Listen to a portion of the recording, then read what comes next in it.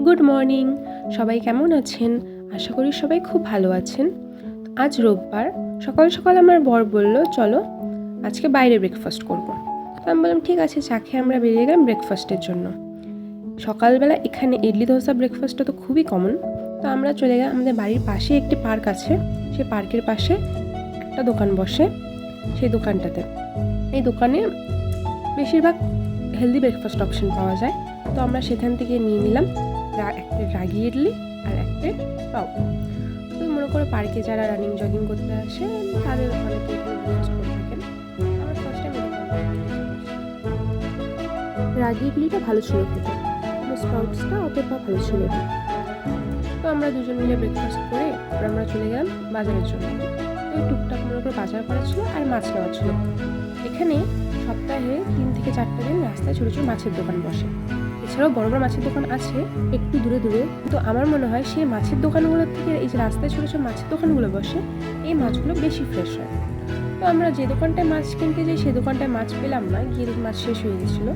তো আমরা চললাম আরেকটা দোকানে, সেখানে গিয়ে দেখি যে মাছটা ছিল একটাই বড় সাইজের কাতলা মাছ ছিল, অনেকটা বড়।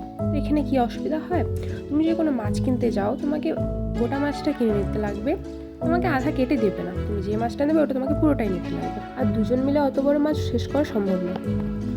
ওই দোকানে না পেয়ে আমরা আরেকটা দোকান খুঁজতে আরেকটা দোকানে গেলাম, গিয়ে ওখানেও একটা বড় মাছ পেলাম, প্রায় মনে করো 2 কিলো সাইজের। তাও ঠিক আছে, ওটা আমরা নিয়ে নিলাম।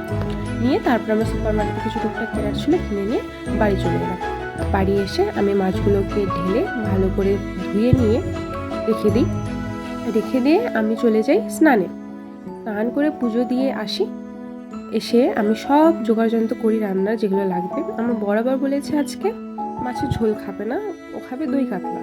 তো আমি সেই মতো সব জোগাড়যন্ত্র করে নিয়ে এখন আমি রান্না করবো। ওই রান্না মনে করো আমি খুব পরিপাটি করে করতে পারি না, যেভাবে সোজা হয় ওইভাবে আমি রান্না করে নিই। বিয়ের আগে আমি সেরকম রান্না করতাম না। বিয়ের আগে মনে করো আমি ওই যে ম্যাগি, চাউমিন, পকোড়া এসবই বানাতে পারতাম। ওই রোজকার দিনের যে রান্নাটা সেটা আমি কোনো সময় করিনি, আর দরকারও হতো না। তো মেনলি যে রান্না শেখা ওটা আমার বিয়ের পরে শেখা, কিছুটা এক্সপেরিমেন্ট করে নিজে ইউটিউব দেখে, আর কিছুটা মায়ের থেকে জিজ্ঞাসা করে। এখন আমি খুব ভালো মতো রান্না করতে পারি না, এখন আমি শিখছি বলতে পারো। তো মনে করো যা পারি তাই চলে যায় আর কি। তো দই কাতলাটা রান্না করছি আমি, এদিকে অনেকটা দেরি হয়ে গেছে আজকে রান্না করতে। সকালবেলা মাছ খুঁজে পেতেই আজকে অনেকটা দেরি হয়ে গেছে। তো আমার বরেরও খিদে পেয়ে গেছে, তো আর কিছু বানাবো না আজকে, তাড়াতাড়ি করে মাছের ঝোলটা করে নিয়ে আমি আমার বরকে খেতে দিয়ে দেবো। তো কথা বলতে বলতে আমার রান্নাও কমপ্লিট প্রায়, দই কাতলাটা হয়েই গেছে। তো আমি ওকে খেতে দিয়ে দিই, তারপর নিজেও খেতে বসে পড়বো। অনেকটা বেলা হয়ে গেছে আজকে, আমারও খেতে পেয়ে গেছে।